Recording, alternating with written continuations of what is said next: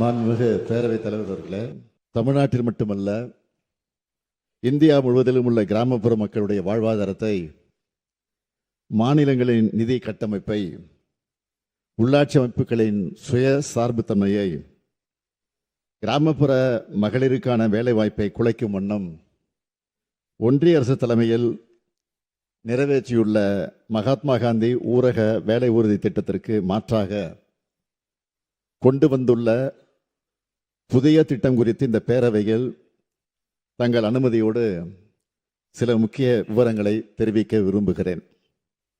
மாண்புமிகு பேரவைத் தலைவர் அவர்களே, தமிழ்நாட்டில் உட்கட்டமைப்பு வசதிகளை ஏற்படுத்தும் திட்டமாக இருந்தாலும், நலிவுற்ற மக்களின் வாழ்வாதாரத்தை உயர்த்தும் திட்டமாக இருந்தாலும், அனைத்து திட்டங்களும் இது மாநில அரசினுடைய திட்டம், ஒன்றிய அரசின் திட்டம் என்ற பாகுபாடு இல்லாமல் திறம்பட செயல்படுத்தி வருகிறது.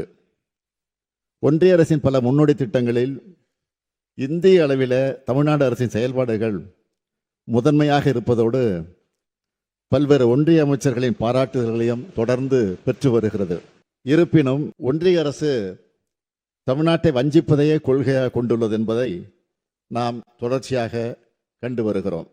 எந்த ஒரு ஒன்றிய அரசின் திட்டமானாலும் பணி முன்னேற்றத்திற்கு ஏற்ப நிதி விடுவிப்பதை செய்யாமல் உடனடியாக நிதி விடுவிப்பதை வேண்டுமென்றே தவிர்த்து காலதாமதத்தை ஏற்படுத்தி தமிழ்நாட்டின் வளர்ச்சியில் மாற்றாந்தாய் மனப்பான்மையோடு ஒன்றிய அரசு தொடர்ந்து செயல்பட்டு வருகிறது.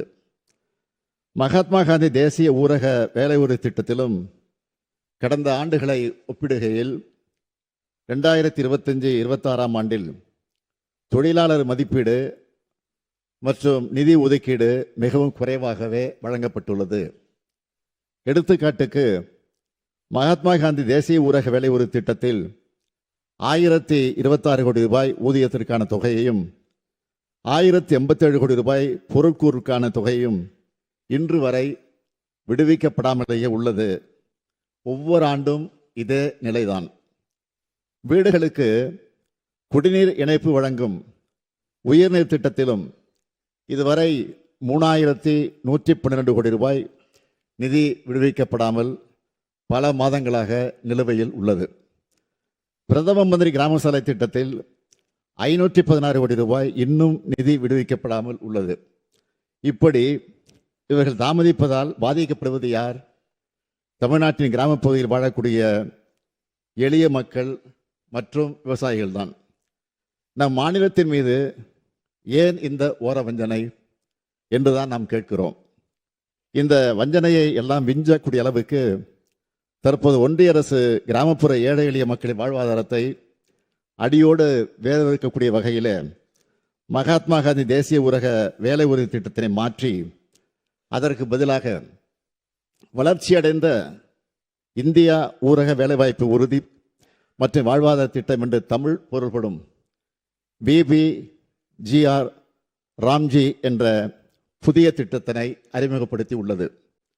ஏற்கனவே இருந்த மகாத்மா காந்தி தேசிய ஊரக வேலை உறுதி திட்டம் தமிழ்நாட்டில் சிறப்பாக செயல்பட்டு ஊரக பகுதிகளில் பதிவு செய்யப்பட்ட ஒவ்வொரு குடும்பத்திற்கும் 100 நாட்கள் வேலையை உறுதி செய்தும் சராசரியாக ஒவ்வொரு ஆண்டும் 65 லட்சம் குடும்பங்களைச் சேர்ந்த 74 லட்சம் தொழிலாளர்கள் தங்கள் உடல் உழைப்பை தந்து பயன்பெற்று வந்தனர்.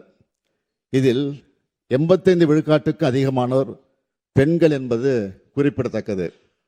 இந்நிலையில் புதிதாக அறிமுகப்படுத்தப்படும் BBG ராம்ஜி திட்டத்தை அறிமுக நிலையிலேயே நமது நாடாளுமன்ற உறுப்பினர்கள் கடுமையாக எதிர்த்திருக்கிறார்கள். அனைத்து எதிர்க்கட்சிகளும் ஒன்றாக குரல் எழுப்பியிருக்கிறது. எனினும் மக்கள் குரலை மதிக்காத ஒன்றிய அரசு அந்த திருத்த சட்டத்தை நிறைவேற்றிவிட்டது. இந்த புதிய திட்டமானது மக்களின் தேவையின் அடிப்படையில் அமைக்கப்படவில்லை. இது குறித்து நான் ஏற்கனவே மாண்புமிகு பிரதம அமைச்சர் அவர்களுக்கு கடந்த 18/12/2025 அன்று கடிதம் எழுதியிருக்கிறேன். மாண்புமிகு பேரவைத் தலைவர் அவர்களே, இந்த புதிய வளர்ச்சியடைந்த இந்தியா ஊரக வேலை உறுதி மற்றும் வாழ்வாதார திட்டத்தின் கீழ் வேலைவாய்ப்புக்கான உரிமை என்ற அடிப்படையில் இல்லாமல் ஒன்றிய அரசால் நிர்ணயிக்கப்பட உள்ள உத்தேச ஒதுக்கீட்டின்படி வேலை வழங்கக்கூடிய நிலை ஏற்பட்டுள்ளது.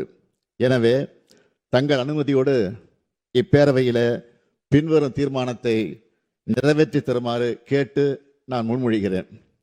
தீர்மானம்: மகாத்மா காந்தி தேசிய ஊரக வேலை உறுதி சட்டம் 2005 படி கிராமப்புற மக்களின் வேலைக்கான உரிமை நிலைநாட்டப்பட வேண்டும் என்றும் மக்களின் வேலைக்கான தேவைக்கேற்பவும் மகாத்மா காந்தி தேசிய ஊரக வேலை உறுதி திட்டத்தின் மாநில செயல்திறன் அடிப்படையிலும் தொடர்ந்து நிதி ஒதுக்கீடு செய்வது உறுதி செய்யப்பட வேண்டும் என்றும் மகாத்மா காந்தி தேசிய ஊரக வேலை உறுதி திட்டத்தின் கீழ் பெரும்பான்மையாக பலனடைந்து வந்த பெண்கள், மாற்றுத்திறனாளிகள், ஆதிதிராவிட மற்றும் பழங்குடியின மக்களின் வாழ்வாதாரம் தொடர்ந்து பாதுகாக்கப்பட சமூக பாதுகாப்பினை உறுதி செய்திட முந்தைய ஆண்டுகளின் ஒதுக்கீட்டிற்கு குறையாமல் ஒதுக்கீடு செய்யப்படுவது உறுதி செய்யப்பட வேண்டும் என்றும் உத்தேச மதிப்பீட்டின் அடிப்படையில் தன்னிச்சையாக ஒன்றிய அரசு நிதி ஒதுக்கீடு செய்யும் என உள்ள தற்போதைய புதிய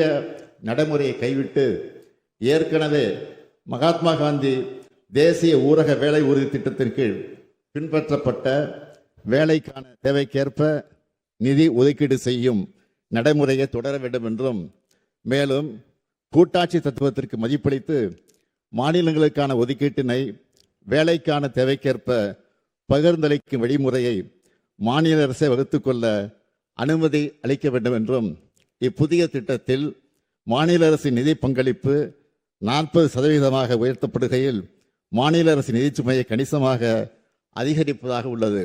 எனவே புதிய திட்டத்திற்கான நிதி பங்களிப்பு மகாத்மா காந்தி தேசிய ஊரக வேலை உறுதி திட்டத்திற்கான நிதி பங்களிப்பினை போலவே திருத்தி அமைக்கப்பட வேண்டும் என்றும், தேசத்தந்தை மகாத்மா காந்தி அவர்களின் பெயரை நீக்கி பல்வேறு உள்நோக்கங்களை கொண்டு இத்திட்டத்திற்கு வளர்ச்சியடைந்த இந்தியா ஊரக வேலைவாய்ப்பு உறுதி மற்றும் வாழ்வாதார இயக்கம் ஊரகம் BBG ராம்ஜி என பெயர் மாற்றம் செய்யப்பட்டு உள்ளது. மகாத்மா காந்தி அவர்கள் இந்த தேசத்திற்கு வகுத்து தந்த கொள்கைகளையும் வழிகாட்டிய பாதையையும் எப்போதும் நினைவுகூரும் வகையில் இத்திட்டம் மகாத்மா காந்தி பெயரிலேயே தொடர வேண்டும் என்றும் ஒன்றிய அரசை இப்பேரவை ஒருமனதாக வலியுறுத்துகிறது. மாண்புமிகு பேரவைத் தலைவர் அவர்களே, இந்திய நாட்டின் கிராமப்புற மக்களின் வாழ்வாதாரத்தை பாதுகாத்திட மகாத்மா காந்தி தேசிய ஊரக வேலை உறுதி சட்டம் 2005 விதிமுறைகளின்படியே மகாத்மா காந்தி தேசிய ஊரக வேலை உறுதி திட்டம் தொடர்ந்து செயல்படுத்தப்பட வேண்டும் என்ற வகையில் மேற்படி தீர்மானத்தை இந்த சட்டப்பேரவையில் நிறைவேற்றி தர வேண்டும் என்று அனைத்து உறுப்பினர்களையும் தங்கள் வாயிலாக கேட்டு அமைகிறேன். நன்றி.